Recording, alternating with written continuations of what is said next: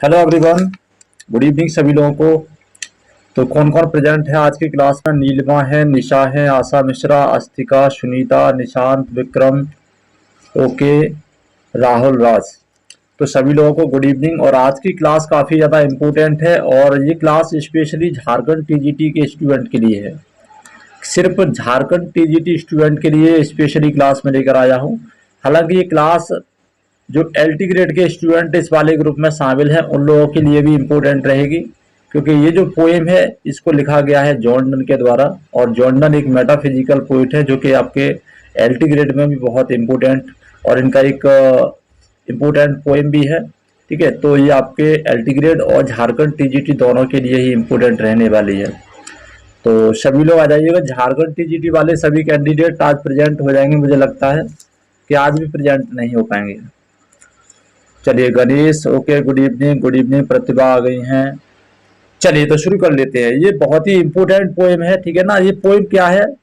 ये पोएम एक तरीके से एक आयरनी है, एक सटायर है। आयरनिक वे में लिखी गई है, एक ड्रामेटिक मोनोलॉग है। ध्यान रखेंगे, जितने भी पॉइंट मैं आपको बता रहा हूँ आप लोगों को नोट करते जाना है। ये पोएम एक ड्रामेटिक मोनोलॉग में लिखी गई है और एक तरीके से ये एक एपोस्ट्रॉफी वे में लिखी गई है। ठीक है, ड्रामेटिक मोनोलॉग, एपोस्ट्रॉफी का बहुत ज्यादा इस्तेमाल किया गया है। यहाँ पर एक साइलेंस लिसनर है। जिस तरीके से आप लोगों ने रॉबर्ट ब्राउनिंग की पोइम पढ़ी होगी, ठीक है ना, माई लास्ट डचेस, उसी तरीके से यहाँ पर आपको जॉन डन बोलते हुए नजर आएंगे और एक साइलेंट लिसनर है जिसको ये सारी चीजें बता रहे हैं। तो पोएम कंप्लीट ड्रामेटिक मोनोलॉग की स्टाइल में लिखी गई है, ठीक है ना। और यहाँ पर जितने भी जो आपके फिगर ऑफ स्पीच यूज किए गए उसमें मोस्टली आपका एपोस्ट्रॉफी का यूज किया गया है। बहुत ही इंपॉर्टेंट पोइम है, सटायर है, आयरनी है। यहाँ पर टोटल ऑफ इन्होंने जो बात की है जॉन डन ने, वो की है एक तरीके से जो वीमन हुड यानी जो महिलाएं हैं, जो फेमिनाइन है, फेमिनाइन जेंडर को इन्होंने ज़्यादा टारगेट किया है। और बहुत ही सटायरिक वे में कहा है कि दुनिया के किसी भी कोने में चले जाइए आपको कोई फेथफुल महिला नहीं मिलेगी। ठीक है, कोई भी ऐसी वफादार महिला नहीं मिलेगी जैसी कि मैं ढूंढ रहा हूँ। तो चलिए पोइम को शुरू कर लेते हैं। पोइम के बारे में कुछ इंपॉर्टेंट लाइन है, पहले इनको पढ़ लेते हैं, उसके बाद में आगे चलेंगे। तो जॉन डन की जो पोइम है, गो and catch a falling star, it was first published in 1633। 1633 में इसको पहली बार पब्लिश किया गया था। And it is a fantastic take on a traditional and misogynistic. Misogynistic का मतलब तो जानते हैं। मिसोगिनिस्ट का मतलब होता है द पर्सन हु हेट और डिसलाइक द वुमन। एक ऐसा व्यक्ति जो महिलाओं से घृणा करता है या उनको पसंद नहीं करता। ठीक है, तो मिसोगिनिस्टिक वे में इसको लिखा गया है जिससे कि महिलाओं के प्रति एक तीक्ष्ण और एक कटाक्ष भरे शब्दों में यहाँ पर जॉन डन हमें बात करते हुए नजर आते हैं। ठीक है, पता नहीं क्या क्या कह जाते हैं वो हम पोइम में आगे बताने वाले हैं। कुल मिला के ये है कि बहुत कुछ अच्छा नहीं कहते। ठीक है, तो ये क्या एक बहुत ही ट्रेडिशनल परंपरागत रूप में एक बेतुके और थीम पर लिखी हुई पोइम है जिसमें महिलाओं के खिलाफ भी बोला गया है। Woman supposedly inevitable infidelity. Infidelity का मतलब होता है बेवफाई। महिलाओं की बेवफाई पर यहाँ पर बात करते हुए नजर आते हैं वो कि महिलाएं ज्यादातर कैसी होती हैं, ज्यादातर बेवफा होती हैं। ठीक है ना, किसी भी महिला को आप वफादार नहीं मान सकते। अगर आपको वो एक बार वफादार मिल जाएगी तो दूसरी बार वो बेवफा बन जाएगी, यानी धोखेबाज बन जाएगी। दुनिया की हर कोने में घुमाइए लेकिन वो सही सलामत नहीं मिलेगी। उसके अंदर कुछ न कुछ ऐसा गुण जरूर होगा कि वो आपको चीट कर ही जाएगी। ये सारी चीजें जॉन डन यहाँ पर बोलने वाले हैं। ठीक है, तो in this poem a speaker tells a listener that he can look the whole world over but finding a woman who will be faithful to him is about as unlike as a finding a mermaid or meeting the devil। John Donne एक speaker के through, यानी कि mouth piece है इनका जिसके द्वारा ये बोल रहे हैं, इसमें डिस्क्रिप्शन दे रहे हैं कि साइलेंस लिसनर को एक स्पीकर बताता हुआ नजर आ रहा है। वो कहता है कि पूरी दुनिया घुमाओ but finding a woman who will be faithful to him is about as unlikely as finding a mermaid और मीटिंग द डेविल। दुनिया में तुम्हें एक फेथफुल महिला मिलना, ठीक है ना, एक वफादार महिला का मिलना उसी तरीके से नामुमकिन है जिस तरीके से क्या एक मरमेड को ढूंढ पाना। मरमेड क्या एक माइथोलॉजिकल कैरेक्टर है, एक मिथ है जिसको रियलिटी में ढूंढ पाना मुश्किल ही नहीं, नामुमकिन है। ठीक है, तो वो मिलती नहीं है। तो एक मरमेड को नहीं ढूंढ सकते, एक डेविल से तुम्हारा सामना नहीं हो सकता, क्योंकि डेविल भी क्या है एक इमेजिनेटिव थीम है, एक कल्पना है। तो अगर तुम डेविड से नहीं मिल सकते, अगर मरमेड से नहीं मिल सकते, तो इसका मतलब ये है कि तुम्हें एक वफादार महिला भी कभी नहीं मिल सकती, ये भी नामुमकिन है। ठीक है, ये कौन है? ये स्पीकर कहता है उस साइलेंस लिसनर से जिसको वो बता रहा है। ठीक है, the poem's rhyme scheme relatively study meter, poem की जो राइम स्कीम है वो लगातार कंटिन्यूसली है, कोई भी उतार चढ़ाव नहीं है, सभी लाइनें बराबर की स्टॉकी मीटर में है। ठीक है, ट्रॉकिक मीटर में है। एंड क्लियर हाइपरबोल, हाइपरबोल भी यहाँ पे बहुत ज्यादा दिखाया गया है। अतिशयोक्ति की भरमार की गई है, बातों को बहुत ज्यादा बड़ा चढ़ाकर बोला गया है जो कि हकीकत में नहीं हो सकता है। And make it's tone feel somewhat light hearted and satirical, satirical है, ठीक है ना, आयरॉनिकल है, और हल्की पूरी इसमें एक मजाकिया चीजें भी डाल दी गई हैं। But the speaker also seem to harbour genuine melancholy, लेकिन यहाँ पर जो स्पीकर का मूड है, भले ही वो ये सारी बातें कर रहा है सटायरिक वे में, आयरॉनिक वे में, महिलाओं के बारे में ऐसी बात कर रहा है, लेकिन फिर भी वो हमें कहीं ना कहीं कैसा दिखाई देता है? मेलंकलिक दिखाई देता है, दुखी दिखाई देता है। बिटरनेस होती है उसके अंदर, सिनिकिज्म होती है टुवार्ड वुमन एंड रिलेशनशिप, यानी जो महिलाओं के साथ में संबंध है, चाहे वो प्रेम संबंध हो या फिर शादी के संबंध हो, किसी भी तरीके के संबंध है, उनके प्रति उसके बहुत ज़्यादा कटु वचन है और एक अच्छा उसका एक्सपीरियंस नहीं है, ऐसा हमें पोइम के माध्यम से पता पड़ता है। ठीक है, तो ये सारी चीज़ें आपको समझ में आई कि पोइम किसके बारे में है, पोइम में जॉन डन क्या कहने वाले हैं, थीम हमारी क्या रहने वाली है, और इसका चर्चा का विषय क्या रहने वाला है। ये समझ में आ गया ना क्लियरली? उसके बाद में हम आगे चलेंगे थोड़ा सा। चलिए, बफरिंग तो बिल्कुल नहीं हो रही है, बफरिंग तो बिल्कुल नहीं हो रही है, ठीक है ना। चलिए, और मैं जो कुछ भी कह रहा हूँ वो मैं नहीं कह रहा, वो जॉन डन कह रहे हैं, ठीक है ना, मैं नहीं कह रहा, ये सभी स्टेटमेंट जॉन डन के द्वारा है, जॉन डन कह रहे हैं। ये पोइम सपोज की जाती है उस समय पर लिखी हुई। देखिए, जॉन डन एक प्रीस्ट है, एक स्कॉलर है, एक राइटर है, एक क्रिटिक है और एक वकील भी है। तो ज़्यादातर उनकी जो पोएम है, उनके जो वर्क है, उनमें वो अपनी चीज़ों को मनवाने के लिए कि नहीं ऐसा नहीं ऐसा होता है, उसके लिए वो दलीलें पेश करते हुए हमें नजर आते हैं कि देखिए ऐसा होता है इसलिए ऐसा होता है। ठीक है ना, जिस तरीके से वकील अपनी बातों को रखता है उस तरीके से उसकी बातें हमें पोएम में दिखाई देती हैं। तो ये जो पोएम है ये उस समय पर लिखी गई थी, शायद जब वो चर्च से यानी कि क्रिश्चियनिटी से जुड़े हुए नहीं थे, प्रीस्ट नहीं बने थे, और एक नवयुवक थे, एक युवा थे, यंग फेलो थे। तो उस समय पर ये ज़्यादा पॉपुलर नहीं थे। यंग फेलो की एक समस्या होती है अर्निंग करने की, कि उनको एक लिविंगहुड के लिए पैसा चाहिए। तो वही एक वजह रही होगी जब उन्होंने उस समय पर ऐसी पोएम्स लिखी जिसके द्वारा वो बहुत ज़्यादा पॉपुलर हो जाए, चाहे उसकी थीम कुछ भी रही हो। वैसे ज़्यादातर इनकी जो थीम रही है वो लव रही है, ठीक है ना, और मेटाफिजिकल रही है, यानी कि रिलीजियस स्पिरिचुअल, ऐसी पोएम्स रही हैं इनकी। ठीक है, लेकिन ये पोएम पता नहीं उनके मूड में कैसे आगे, इतने महान कवि और ऐसी पोएम को क्यों लिखेंगे, यही सोच सोच कर दिल घबराता है। बट समझ में आता है कि जब व्यक्ति के पास कुछ नहीं होता तो वो कुछ भी करने के लिए तैयार हो जाता है। तो यही हालात रहे होंगे इनके कि इन्होंने ये पोएम लिख डाली। लेकिन ये पोएम फिर भी एक मैसेज हमें देकर जाती है, वो ये कि हमें हर तरीके की सिचुएशन को अपनाना चाहिए, चाहे चीज़ें खराब हो या चाहे चीज़ें बुरी हो, वो सारी चीज़ें एक्सेप्टेबल हैं, कुछ भी बुरा नहीं होता दुनिया में, कहने का मतलब जॉन डन का ये है। ठीक है, तो importantly it does all this in the form of an apostrophe, ये पूरी पोएम आपको एपोस्ट्रॉफी में यानी कि संबोधन के रूप में यहाँ पर नजर आती है। तो इसमें जो फिगर ऑफ स्पीच ज्यादातर दिया गया है वो आपका एपोस्ट्रॉफी दिया गया है, ठीक है ना, एड्रेस करता हुआ नजर आता है यहाँ पे जो स्पीकर है। The speaker is commanding his listener to go out and perform these task, जहाँ पर कुछ टास्क दिए जाते हैं, एक चैलेंजिंग वर्क दिया जाता है, 7 तरीके के टास्क, यहाँ पर जो स्पीकर है वो लिसनर को बताता है कि तुम इन 7 टास्क को कर देखिए, ये बहुत ज़्यादा और मज़ेदार है, और एक तरीके से ये ऐसे हैं जिनको व्यक्ति कर नहीं पाता। And he does so in no uncertain terms using an insistent trochaic meter, ध्यान रखेंगे इसमें जो यूज किया गया है वो ट्रॉकिक मीटर का यूज किया गया है। ट्रॉकिक मीटर बेसिकली होता क्या है, जिसका मतलब होता है स्ट्रेस्ड और अनस्ट्रेस्ड जो पैटर्न होता है उसी को हम ट्रॉकिक मीटर कहते हैं। जैसे हमने जो ग्रीन वाली लाइन लिखी है, गो and catch a falling star, तो इसमें जो गो है वो हमारा क्या है, एक स्ट्रेस्ड साइलेबल है, गो, ठीक है ना। उसके बाद में एंड है वो अनस्ट्रेस्ड साइलेबल है, अपेक्षाकृत, यानी कि in comparison with go, and को हम जल्दी बोल देते हैं, go and, go and, and जल्दी बोला जा सकता है, गो को थोड़ा सा स्ट्रेस करके बोला जाता है। तो गो हमारा स्ट्रेस साइलेबल है, एंड हमारा अनस्ट्रेस साइलेबल है। इसके बाद में कैच, कैच हमारा क्या है, स्ट्रेस्ड है, और ए हमारा अनस्ट्रेस्ड है, ठीक है ना। फा में हमारे फालिंग में हमारे दो साइलेबल है, एक फा एक लिंग। तो फा हमारा कैसा स्ट्रेस्ड है, लिंग हमारा अनस्ट्रेस्ड है। तो इस तरीके से टू साइलेबल वर्ड है फालिंग।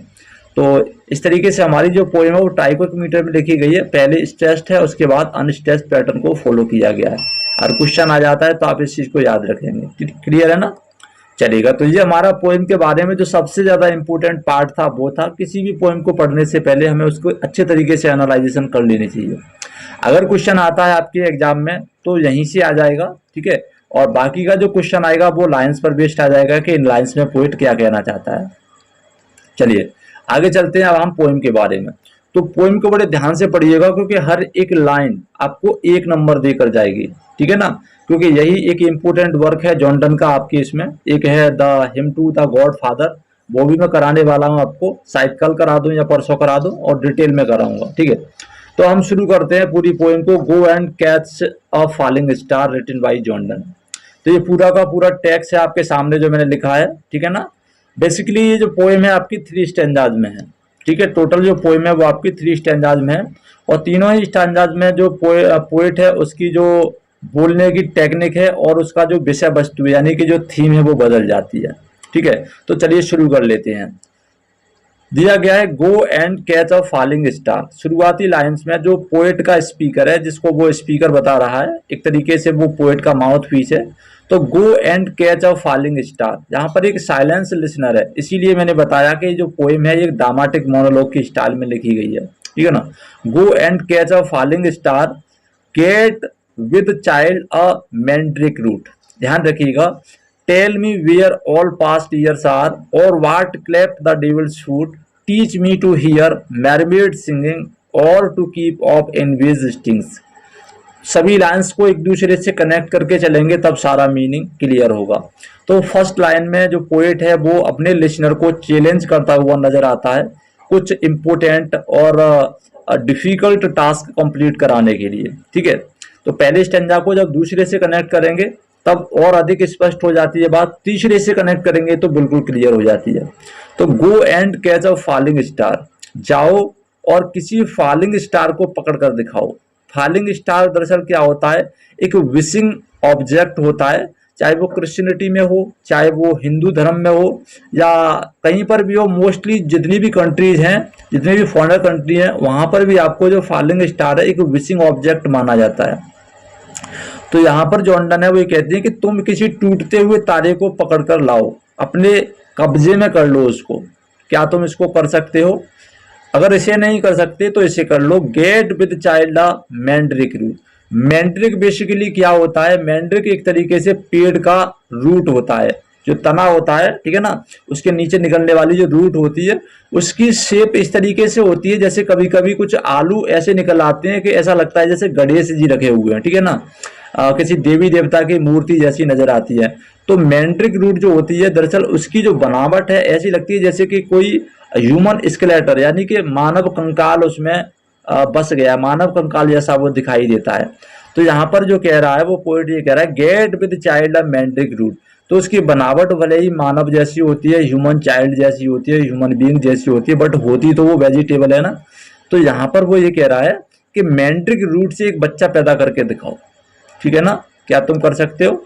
तो यहाँ पर ये असंभव टास्क है, ये भी एक इम्पॉसिबल टास्क है। रीजन क्या है, मैंड्रिक रूट क्या है, एक मैस्कुलिन जेंडर में गिना जाता है। अगर ये फेमिनाइन में होता तो हम इसको एक मिथ मान भी लेते कि चलो देवी देवताओं जैसी कोई कहानी होगी तो हम इससे एक यानी कि चाइल्ड पैदा कर भी सकते हैं, ठीक है। बट यहाँ पर ये क्या है कि मैस्कुलिन है, ध्यान रखिएगा, ये क्या है, एक मैस्कुलिन जेंडर में इसको गिना जाता है मैंड्रिक रूट को। तो ये हमारा किसी भी तरीके से फर्टाइल नहीं हो सकता। तो ये भी एक इम्पॉसिबल टास्क है जो वो अपने लिसनर से कह रहा है कि मैंड्रिक रूट से एक बच्चा पैदा करके दिखाओ, एक बच्चा लेकर दिखाओ, ठीक है ना। चलिए नेक्स्ट वन उसके सामने टास्क है tell me where all past years are. अब वो मुझसे यानी कि सभी लोगों से जो भी इस पोएम को पढ़ रहे हैं और जो भी सुन रहे हैं उसकी बातों को, उन सभी से पूछ रहा है tell me where all past years are. अगर ये काम नहीं कर सकते दो तो ये बताओ कि ऑल पास्ट ईयर्स, जो गुजर गया है वक्त वो कहाँ चला गया है, या जो वक्त गुजर जाता है जिसको लोग अक्सर ये कहते हैं कि वे दिन अब नहीं रहे, जाने कहाँ गए वो दिन, ठीक है ना। तो वे दिन कहाँ गए, जहाँ गए हैं उस जगह का हमें पता बता दो।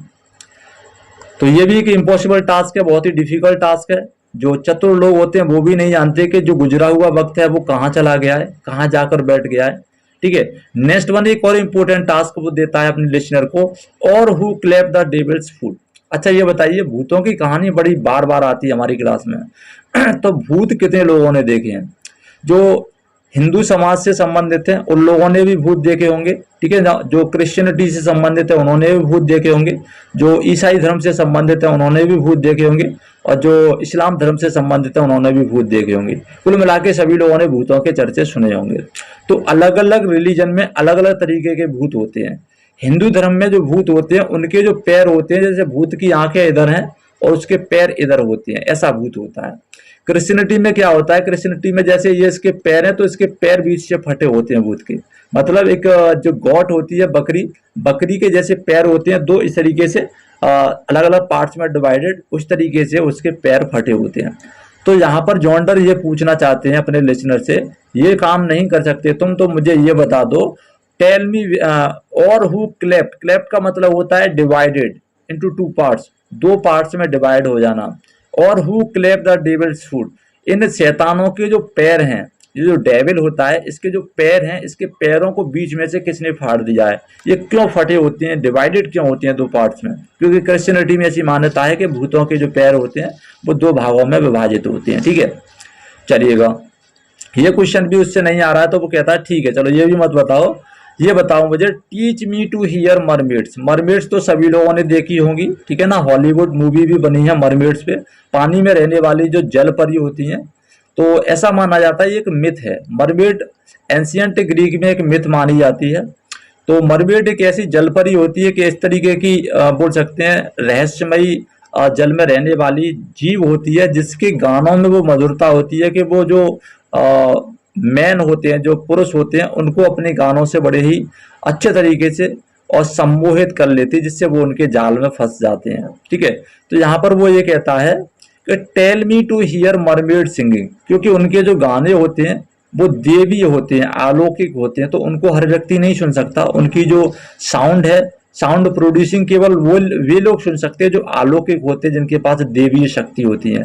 तो अपने लिसनर से वो ये पूछता है, टेल मी टू हियर, मुझे ये बताओ कि मरमेड की जो सिंगिंग है, मरमेड के जो गाने हैं, मरमेड जो गाने गाती है जिससे लोग उसके दीवाने हो जाते हैं, लोग उसके प्रेम में फंस जाते हैं, उस गाने को मैं कैसे सुन पाऊंगा? मुझे उसके गाने सुनना सिखाओ, क्या तुम मुझे सिखा सकते हो? ठीक है।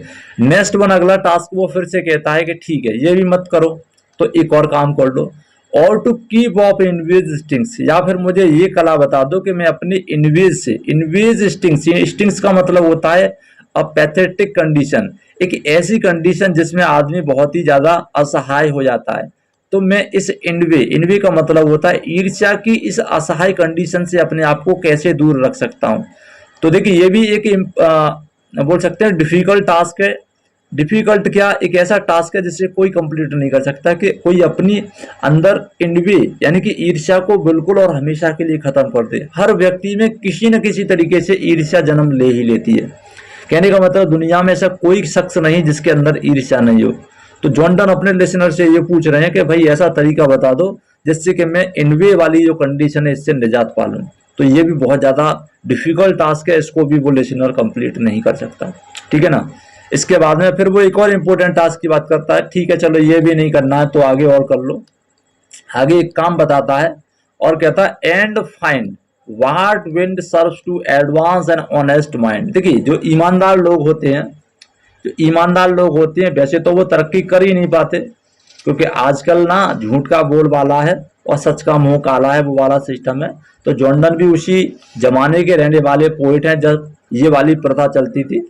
तो वो ये कहते हैं कि भाई एक ऐसी हवा जो कि ऑनेस्ट ईमानदार व्यक्ति को प्रमोट करती हो, उसे आगे बढ़ाने के लिए उत्साहित करती हो, ऐसी हवा कौन सी है वो मुझे बता दो। ऐसी कोई हवा है तो इस चीज को भी कोई नहीं बता सकता कि कोई ऐसी हवा है जो किसी ईमानदार व्यक्ति को आगे प्रमोट करने के लिए उसमें ताकत झोंक दे, ऐसा भी कहीं नहीं होता। कोई इस चीज का आंसर नहीं दे सकता। तो ये सारे चीजों के आंसर वो अपने लिसनर से पूछना चाहता है, बट उसका लिसनर कोई जवाब नहीं देता, क्योंकि ये एक ड्रामेटिक मोनोलॉग है, ठीक है ना। तो हम पहले स्टेंजा को हमने यहाँ तक कंप्लीट कर लिया। अब इसको हम आगे ऐड बाद में करेंगे, पहले इससे संबंधित कुछ इंपोर्टेंट चीज आप समझ लीजिएगा। अब इसमें हम लिटरेरी टेक्निक की बात कर लेते हैं। इस पोएम में लिटरेरी टेक्निक क्या क्या है, क्योंकि क्वेश्चन आपके इन्हीं सारी चीजों पर आते हैं। सबसे पहले हम बात करेंगे एलिटरेशन की। तो एलिटरेशन क्या होता है? एलिटरेशन का मतलब है repetition of the same sound in the beginning of a word. किसी वर्ड से पहले सेम लेटर का जो प्रोडक्शन होता है वही हमारा एलिटरेशन होता है। तो लाइन नंबर 5 और लाइन नंबर 6 में, यानी 1 2 3 4 और 5 6, 5 6 में हमारा दिया गया है सिंगिंग और स्टिंगिंग। ध्यान रखिएगा, सिंगिंग और स्टिंगिंग ये हमारा एलिटरेशन है। याद आया? अच्छे तरीके से समझ में आ गया होगा। सिंगिंग और स्टिंगिंग, यहाँ पर ये एलिटरेशन है। पूरी लाइन अगर यहाँ से उठा ली जाए तो पूरे में जो फिगर ऑफ स्पीच है वो आपका एलिटरेशन है, ठीक है। इसके बाद में है वाट विंड। वाट विंड वाली जो लाइन है, लाइन नंबर 8, ठीक है ना। वाट विंड ये हमारी क्या है? ये भी हमारा एलिटरेशन है। अगर यहाँ से यहाँ तक पूरा आ जाए तो यहाँ पर आपके दो फिगर ऑफ स्पीच यूज किए गए हैं। दो फिगर ऑफ स्पीच हमारे यूज किए गए हैं। वो कौन कौन से हैं? देखिए, यहाँ पर इतना पूछ लिया जाए what wind and find what wind, तो ये तो हमारा एलिटरेशन है, ठीक है ना, डब्ल्यू और डब्ल्यू। लेकिन अगर ये पूरी लाइन यहाँ से लेके and find serve to advance an honest man, ये पूरा ही पूरा पूछ लिया जाए तो ये क्या है? एक एंजाममेंट है। एंजाममेंट दरअसल एक टेक्निक होती है राइटिंग लिखने की, पोइट्री में, जिसमें एक लाइन का सेंस तब तक कंप्लीट नहीं होता जब तक उसमें बिना स्टॉप लगाए हम दूसरी लाइन को कनेक्ट नहीं कर देते। तो एंड फाइंड यहाँ पे कंप्लीट नहीं हुआ, हमें आगे बढ़ना पड़ेगा। वाट विन यहाँ पर भी कंप्लीट नहीं हुआ, हमें आगे बढ़ना पड़ेगा। और फुल स्टॉप हमारा थर्ड लाइन पे जाके लगा है। तो ये क्या है? ये हमारा एंजाममेंट है, एंड फाइंड से लेके ऑनेस्ट माइंड तक, ठीक है ना। ये क्लियर हुआ। इसके बाद में एक और लिटरेरी डिवाइस है यहाँ पे हमारा, वो है एसोनेंस। एसोनेंस का मतलब ये जिसमें सेम वोवल साउंड बीच में कहीं पे वर्ड में हमारे बार बार आ रहा है, तो हम उसको एसोनेंस कहते हैं। तो देखिए एसोनेंस कहाँ कहाँ पर है? एक तो क्लेप्ट में है और डेविल में है। क्लेप्ट में ई आया है, डेविल में ई आया है, ठीक है ना। ऐसे ही teach me hear, keep, envy's, advance और एन, ये सभी हमारे क्या है? एसोनेंस है। इन सभी लाइन्स में आप इनको आसानी से फाइंड कर सकते हैं। क्लियर हुआ? चलेगा। रिपीटेशन की बात करें तो रिपीटेशन की बात कर लेते हैं। टेल मी से लेके स्टिंगिंग तक ये हमारा क्या है? रिपीटेशन है। से ये हमारा क्या है? रिपीटेशन है, ठीक है। यहाँ पर रिपीटेशन वाला मोड यूज किया गया है। चलिए, तो ये हमारा एक लिटरेरी टेक्निक और पूरे तरीके से कंप्लीट इसका पैराग्राफ एनालाइजेशन और इसका एक्सप्लेनेशन और इसके जितने भी वर्ड मीनिंग है वो सारे मैंने कंप्लीट कराए और पूरा ये स्टेंजा मैंने कंप्लीट कराया। अब मैं इस स्टेंजा को आगे वाले स्टेंजा से ऐड करता हूँ, ठीक है। तो ये सारे क्वेश्चन पूछने के बाद में जो स्पीकर है वो पोएम को आगे बढ़ाता है, अपनी बात को आगे बढ़ाता है और आगे कहता है। आगे जाने से पहले आप लोगों की कमेंट देखूंगा, किसी का कोई क्वेश्चन तो नहीं है, उसके बाद में आगे बढ़ेंगे, ठीक है ना। चलिए, okay, Asha Mishra, Nishant, Neelima, Isha, good evening, good evening. चलिए, ऑल क्लियर, ठीक है ना। जहां तक क्लियर हो गया सभी लोगों का? बिल्कुल क्लियर हो गया। पीडीएफ दे दूंगा तो बिल्कुल क्लियर हो जाएगा। पीडीएफ भी पढ़ लेना और साथ में इसको भी अच्छे तरीके से समझ लीजिएगा, क्योंकि पोएम में तो आपका वक्त लगेगा। अगर वक्त नहीं लगेगा तो पोएम को आप समझ ही नहीं पाओगे। मैं चाहूं तो इसको 2 मिनट में भी कंप्लीट करा सकता हूं, बट मेरा मानना यह है कि मैं 2 मिनट में कंप्लीट करा के आप लोगों को इसमें कुछ नहीं दे पाऊंगा। तो हम पोएम को आगे बढ़ाते हैं। आगे दिया गया है, if thou beest born to strength site things individual to see ride 10,000 days and night till age snow white hairs on thee. आप लोग अपने आप इस चीज का अंतर देखेंगे। आप लोग यूट्यूब पर जाना और पोएम डालना, ठीक है ना, go and catch a falling star, और हम जो एनालाइजेशन करा रहे हैं इसको देखना, और यूट्यूब पे हजारों वीडियो पड़ी होंगी उसको देखना। तब आप लोग इसमें फर्क देखोगे कि पीके सर के पढ़ाने में और दुनिया के पढ़ाने में क्या डिफरेंस है। आप अच्छे तरीके से समझ जाओगे। तो if thou be'st want to strength site things individual to see, यहाँ पर पोइट आगे कह रहा है अपने लिसनर से कि अगर तुम ऐसी चीजों को देखने के लिए पैदा हुए हो जो कैसी हैं, इफ यू, देखिए यहाँ पर जो दाऊ आया ये क्या है? ये आपका एपोस्ट्रोफ है, ध्यान रखिएगा। ये एपोस्ट्रोफ का यूज किया गया है पोएट के द्वारा, ठीक है ना। अगर ये यहाँ से आ जाए, if thou be'st want to stand side things invisible to see, तो ये आपका एपोस्ट्रोफ है। क्वेश्चन आए तो डायरेक्टली आंसर लगाना। If thou be'st want to stand side, अगर तुम वाकई में उन विशेष चीजों को देखने के लिए, उन विशेष अजीब चीजों को देखने के लिए, विचित्र चीजों को देखने के लिए पैदा हुए हो, थिंग्स इनविजिबल टू सी, जिनको अक्सर लोग देख नहीं पाते। इनविजिबल का मतलब है जो अलौकिक होती हैं, रहस्यमयी होती हैं, गूढ़ होती हैं, विशेष होती हैं, ठीक है ना। उन चीजों को देखने के लिए अगर तुम पैदा हुए हो या तुम्हारे मन में आकांक्षा है उन सारी चीजों को देखने की, तो तुम्हें क्या करना चाहिए? Ride 10,000 days and night till age snow white hairs on दी, यानी कि राइड का मतलब है चलो, दौड़ो, भागो, ठीक है ना। राइड 10,000 डेज एंड नाइट्स कहने का मतलब है लगभग 27 ईयर्स की वो बात कर रहा है कि लगभग 27 साल तक तुम घूमते रहो, इधर उधर जाओ, यहाँ जाओ, इस जंगल में जाओ, उस घाटी में जाओ, इस देश में जाओ, उस देश में जाओ, और तब तक चलते चले जाओ till age snow white hairs on दी, जब तक तुम्हारे सर के बाल सफेद नहीं हो जाए, मतलब जब तक तुम पे बुढ़ापा नहीं आ जाए। तो ये जो पूरी लाइन है, right 10,000 days and night till age snow white hairs on दी, ये आपका कौन सा फिगर ऑफ स्पीच है, जरा मुझे बताइएगा, बहुत ही इंपॉर्टेंट है ये। Who will tell me the figure of speech use in the line ride 10,000 days and night till age snow white hairs on thee, बताइएगा फटाफट फटाफट बताएंगे सभी लोग। ये जो ग्रीन लाइन है, स्काई ब्लू लाइन है, इनमें कौन सा वाला फिगर ऑफ स्पीच यूज किया गया है, चलिएगा। ओके प्रतिभा, इस्लाम सर, सभी लोग बताइएगा, बहुत ही इंपॉर्टेंट है ये, इसमें कौन सा वाला फिगर ऑफ स्पीच यूज किया गया है इन स्काई ब्लू लाइंस में, बताइएगा। चलिए सभी बताएंगे। और निशांत हाइपर बोले आ रहा है, वेरी गुड गुड। तो इसमें क्या है, राइड 10,000 डेज एंड नाइट, भाई 27 साल तक कौन राइड कर लेगा, कौन चलता रहेगा। और till age snow white hairs on दी, और तब तक जब तक के चांद के बाल सफेद नहीं हो जाएं, ठीक है। तो यहाँ पे अलिट्रेशन नहीं है भाई, अलिट्रेशन नहीं है। देखिए हम क्या करते हैं, हम सबसे पहले उस चीज़ का यूज करते हैं, उस चीज़ का आंसर देते हैं जो उसमें वाकई में हमें नज़र आ रहा है, समझ रहे हो, जो सबसे ज़्यादा हमें नज़र आ रहा है हम उस चीज़ का यूज करते हैं। वैसे तो एक लाइन में बहुत सारे टेक्निक, बहुत सारे लिटरेरी टर्म्स हम यूज करते हैं, बट यहाँ पे जो सबसे ज़्यादा चीज़ हमें दिखाई दे रही है वो ये कि राइड 10,000 डेज एंड नाइट, भाई इतनी रातें तुमको चलनी है, 10,000 डे एंड नाइट चलते रहो, सवारी करते रहो, घूमते रहो। तो ये क्या है, ये हाइपरबोल है, ठीक है ना, अतिशयोक्ति यहाँ पर पोइट कर रहे हैं। तो अगर तुम विचित्र चीज़ों को देखने की इच्छा रखते हो तो क्या करो, 10,000 डेज एंड नाइट तुम घूमो, ठीक है ना, जर्नी करो, इधर उधर जाओ, ऐसी जगहों पर जाओ जहाँ पर ऐसी सारी चीज़ें मिल सकती हैं, और तब तक जाओ जब तक कि तुम्हारे सर के बाल सफ़ेद नहीं पड़ जाते, जब तक तुम्हारा सर सफ़ेद नहीं पड़ जाता। Thou when thou return'st wilt tell me, wilt का मतलब है विल, विल का मतलब शैल विल वाला, ठीक है ना। दाउ, फिर से यहाँ पर क्या यूज किया गया है, एपोस्ट्रोफ का यूज किया गया, दाउ वैन दाउ रिटर्न, ठीक है ना।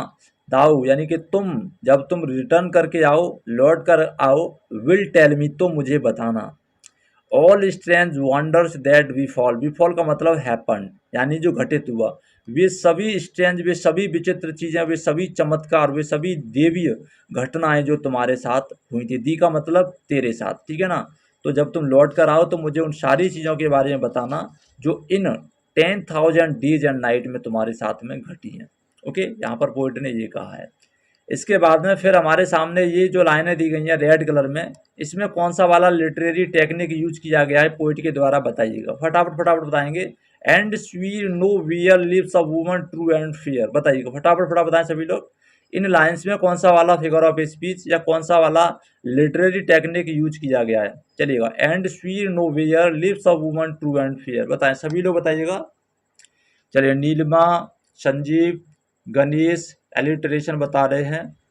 चलिएगा यहाँ पर दिया गया ये लाइनें हैं, इन लाइन्स में कौन सा वाला टेक्निक यूज किया गया है, एलिट्रेशन। भाई एलिट्रेशन कहाँ पर है, एलिट्रेशन कहाँ पर है, A S no W L A W to and फे, कहाँ पर एलिट्रेशन बताइएगा, कहीं पर नहीं है। इन सभी लाइन्स में आपका एंजाममेंट है, एंजाममेंट हमने ऊपर भी डिस्कस कराया था, अभी कराया था ना, ये वाली लाइन पे कराया था, सेम वही है। तो ये क्या आपका एंजाइमेंट है, जहाँ पर एक लाइन कंप्लीट हो जाए लेकिन उसका जो सेंस है वो कंप्लीट ना हो पाए, देन हमारा क्या होता है, एंजाइममेंट होता है। उसके सेंस को कंप्लीट करने के लिए हमने दूसरी लाइन पर छलांग लगानी पड़ती है, उस पर भी कंप्लीट नहीं हो तो तीसरी लाइन पर छलांग लगानी पड़ती है, और वहाँ जाकर जब सेंस कंप्लीट होता है तब हमारा फुल स्टॉप लग जाता है। ठीक है, चलिएगा, गुड। तो ये कंप्लीट हो गया ना, सेकंड स्टैंजा हमारा कंप्लीट हो गया। चलिए इसके लिटरेरी डिवाइस के बारे में थोड़ी सी बात कर लेते हैं। तो यहाँ पर आपका एपोस्ट्रॉफ यूज किया गया है पूरी पोइम में, दाऊ और दी, ठीक है, याद रखेंगे, जो कि लाइन नंबर 10, 13 और 14 में दिया गया है। एसोनेंस है, जैसे थिंग्स है, इनविजिबल है, स्वीर है, वेयर है, गुड। एलिट्रेशन है, बेस्ड, बॉन्ड, स्ट्रेंज और साइट। हाइपरबोल है, राइट एंड थाउजेंड्स दी। और एंजाइममेंट है आपका and, SWIR and, fear, dot dot dot dot, ठीक है। ये सभी को आप लोग लर्न कर लीजिएगा। आगे चलते हैं अब हम फाइनल स्टैंजा की तरफ, जिसमें पोइट कुछ और आगे बात करेगा। तो आगे फाइनल स्टैंजा में वो कहता है, जब तुम 10,000 नाइट्स एंड डे घूम कर आ जाओगे, ठीक है ना, इतनी सारी जगहों पर तुम चले जाओगे। इफ दाउ फाइंड्स, एक सेकेंड, हमारी एक लाइन रह गई वहाँ पे, हाँ ये वाली रह गई। तो all strange wonders that we fall thee, तो वे सारी घटनाओं के बारे में मुझे बताना जो तुम्हारे साथ घटित हुई थी, ठीक है। और एंड स्वीर, और मैं इस चीज़ का दावा करता हूँ, कसम खाता हूँ, नो वेयर, कहीं पर भी दुनिया में तुम कहीं पर भी चले जाओ, कहीं पर भी घूम कर आ जाओ, lives a woman true and fair, जहाँ पर तुमको कहीं भी, नो वेयर का मतलब कहीं भी नहीं, लिव्स अ वुमन, कोई भी महिला नहीं रहती होगी, ट्रू का मतलब सच्ची, ऑनेस्ट, फेथफुल, एंड फेयर का मतलब ब्यूटीफुल। तुम्हें कहीं पर भी ऐसी महिला नहीं मिलेगी जो ब्यूटीफुल भी हो और कैसी हो, वफादार भी हो। कहने का मतलब है, जॉन डन ये कहना चाहते हैं कि ब्यूटी एंड ऑनेस्टी दोनों साथ साथ नहीं हो सकती, या तो वो सुंदर नहीं होगी या फिर वो ऑनेस्ट नहीं होगी। अगर तुम इन सारी जगहों पर घुमाओ और तुम्हें ऐसी मिल जाए तो मुझे बताना, तुम्हें दुनिया में कहीं पर भी ब्यूटीफुल और ऑनेस्ट महिला नहीं मिलेगी, वफादार महिला नहीं मिलेगी। आगे कहते हैं, इफ दाउ फाइंड्स वन, अगर तुम्हें कहीं पर ऐसी मिल जाए, इतनी सारी जगहों पर घूमने के बाद में तुम्हें कहीं पर एक ऐसी मिल भी जाए जो ब्यूटीफुल भी हो और फेथफुल भी हो, लेट मी नो, तो मुझे बताना जरूर। सच अ पिलग्रिमेज वर स्वीट, तो ये क्या होगा, ये कोई मामूली बात नहीं होगी, ये क्या होगा, ये एक पिलग्रिमेज के तरीके से होगा, एक तीर्थ यात्रा हो जाएगी, एक बहुत ही सुखद तीर्थ यात्रा हो जाएगी, क्योंकि ऐसा होना तो नामुमकिन है। अगर तुमको कोई ऐसी महिला मिल जाती है जो ब्यूटीफुल भी है, सुंदर भी है, ठीक है, फेथफुल भी है, इनोसेंस भी है, सारी क्वालिटी है उसमें, तो एक तरीके से पिलग्रिमेज का काम हो जाएगा, ठीक है। यहाँ पर फिर पोएट आई कहते हैं, yet do not, I would not go, ठीक है, भले ही तुमको ये मिल भी जाए, ऐसी महिला तुमको अगर मिल भी गई, जैसी मैं कामना कर रहा हूँ, तुम कहीं दुनिया में दूर घूमने गए और तुम्हें ये सारी क्वालिटी वाली कोई महिला मिल भी जाती है, येट डू नॉट, फिर भी नहीं, आई वुड नॉट गो, मैं नहीं जाऊँगा, यानी कि ऐसी महिला को देखने के लिए, उससे मिलने के लिए मैं फिर भी नहीं जाऊँगा, भले ही मुझे ऐसी महिला की तलाश है, बट मैं फिर भी उसे देखने नहीं जाऊँगा अगर तुमको वो मिल भी जाती है तो। Though at next door we might meet, और कहीं ऐसा हो कि तुम पूरी दुनिया में घूमो और हमको वो कहाँ मिल जाए, नेक्स्ट डोर, हमारे घर के पड़ोस वाले घर में अगर वो रहती हो ऐसी महिला, वी माइट मीट, जिससे हम बड़ी आसानी से मिल सकते हैं। दो सी वर ट्रू, और वो भले ही सच्ची हो, जैसा कि मैंने बताया है, फेथफुल हो, ब्यूटीफुल हो, when you meet her and last till you write your letter. आगे हम देखिए इस लाइन को जोड़ेंगे, क्योंकि यहाँ पे एंजाइममेंट शुरू हो गया है। एंजाइममेंट का मतलब यही होता है, एक लाइन को हम तब तक क्लियर नहीं कर सकते जब तक बाकी की लाइन को कनेक्ट नहीं कर दें। तो पहले यहाँ से इतना समझ लीजिएगा। तो राइटर यहाँ पे ये कहना चाहता है कि तुमको भले ही वो महिला मिल जाए, मैं फिर भी उससे मिलने नहीं जाऊँगा। दो एट नेक्स्ट डोर, भले ही वो मेरे घर के बगल में रहती हो तो भी मिलने नहीं जाऊँगा। क्यों? दो सी वर ट्रू, क्योंकि भले ही वो ट्रू हो, भले ही वो सच्ची हो, भले ही वो इनोसेंट हो, भले ही वो फेथफुल हो, भले ही वो ब्यूटीफुल हो, सारी क्वालिटी उसके अंदर हो, व्हेन यू मीट हर, जब तुम उससे मिलोगे तब तक वो कैसी रहेगी, फेथफुल होगी, वफादार होगी, इनोसेंट होगी, मासूम होगी, ठीक है, और ब्यूटीफुल होगी। कब तक? जब तक कि तुम उससे मिलोगे नहीं, तब तक वो मासूम होगी, वो सारी क्वालिटी उसमें तब तक रहेगी जब तक कि तुम उससे मिलोगी नहीं। And last till you write your letter, और जब तक तुम मुझे लेटर लिखोगे ना, जब तक वो लेटर मेरे पास आएगा तब तक तो इस सब का ख़त्म हो गया होगा।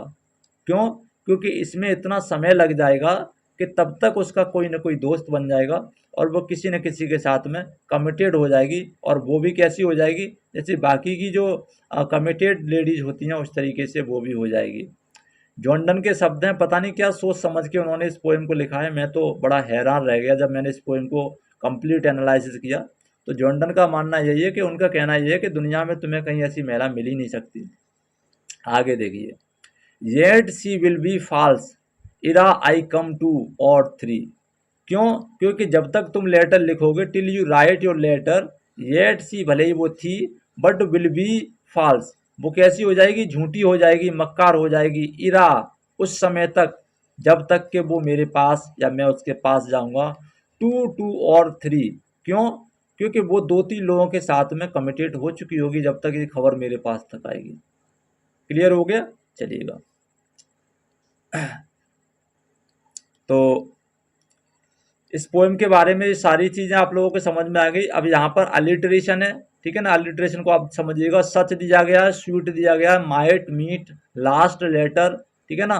और एसोनेंस है आपका गो और थ्रो, यानी कि गो में ओ दिया गया है, थ्रो में ओ दिया गया है। और we, meet, when, meet, letter, yet, she, ये सभी एसोनेंस है इसमें। एंजाममेंट, हर एक स्टैंजा की लास्ट 3 लाइनें इसमें एंजाममेंट का काम कर रही हैं। तो आई थिंक कि ये पोएम पूरे तरीके से आपकी समझ में आ गई होगी। अब इसके आगे भी कुछ कराएं या इतना ही छोड़ दें, आज बताइएगा। आगे इसके और कराएं, अभी हमारे पास बहुत सारी चीज़ें हैं इसमें कराने के लिए, वो आज ही करा दें या फिर नेक्स्ट डे कराएं, बताइएगा। चलिए, निशांत ऑल क्लियर, इस्लाम सर, अस्तिका एंजाममेंट आ रहा है, ठीक है ना। लास्ट 3 लाइन ईच स्टैंजा क्या है, एंजाममेंट है। चलिए तो आगे चलते हैं। अब आगे इसके बारे में कुछ इंपॉर्टेंट चीज़ें